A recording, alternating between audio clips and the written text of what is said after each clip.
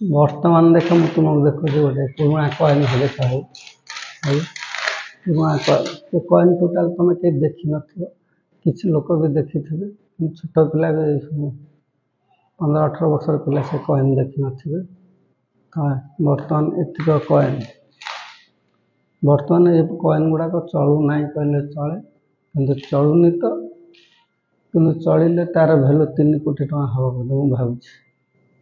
ଏ ଯେତିକ କଏନ୍ ଅଛି 3 କୋଟି ଟଙ୍କାର କମ୍ ହେବ ନାହିଁ, କାହିଁକିନା ଏ କଏନ୍ର ଭ୍ୟାଲୁ ବହୁତ।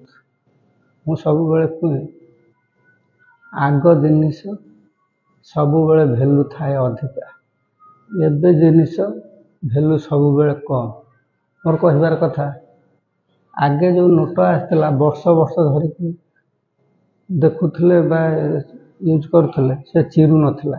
କିନ୍ତୁ ଏବେ ଯେଉଁ ମୋଦି ସରକାର ଆସିଲା ପରେ ନୋଟ୍ ଚେଞ୍ଜ କରିଦେଇଛି, ଗୋଟେ ବର୍ଷ ରହିଲା ପରେ ମୋ ଛୁଆଙ୍କୁ ଦେଲାବେଳକୁ ସେ ନୋଟ ନେଉନାହାନ୍ତି, କାନ୍ଦୁଛନ୍ତି ଚିରି ଯାଇଛି କହିକିରି ଏସବୁ ଜିନିଷ।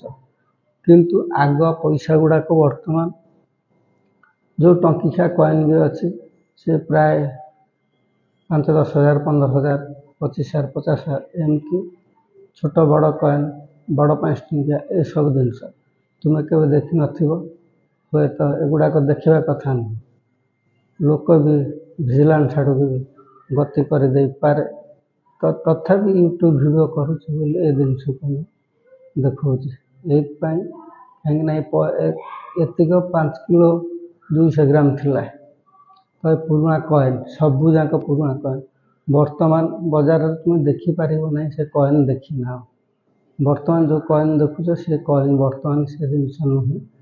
ତ ଦେଖ ଏ ସବୁ ପିତ୍ତଳ କଏନ୍ ଆଉ ଇଏ କଏନ୍, ଇଏ ସବୁ କଏନ୍ କାହାକୁ ଦେଖିବା କଥା ନୁହଁ, ତଥାପି ଭିଡ଼ିଓ କରୁଛି ବୋଲି ଦେଖାଉଛି। ଏତିକ କଏନ୍ର ଭ୍ୟାଲୁ 3 କୋଟି ଟଙ୍କାରୁ କମ୍ ହେବ ନାହିଁ।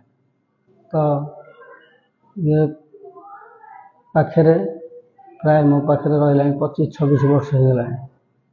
ପୁରୁଣା ଜିନିଷକୁ ମୁଁ ସବୁବେଳେ ଲାଇକ୍ କରେ, ସମସ୍ତଙ୍କୁ ଲାଇକ୍ କରେ, ପୁରୁଣା ଜିନିଷକୁ ଲାଇକ୍ କରେ, ନୂଆ ଜିନିଷକୁ କିଛି ବି ମୁଁ ଲାଇକ୍ କରେ ନାହିଁ। ଯଦି ଭିଡ଼ିଓଟି ଭଲ ଲାଗେ ତାହେଲେ ଗୋଟେ ନିହାତି ସେୟାର କରିବେ, ଆଉ କମେଣ୍ଟ କରିବେ, ଲାଇକ୍ କରିବେ।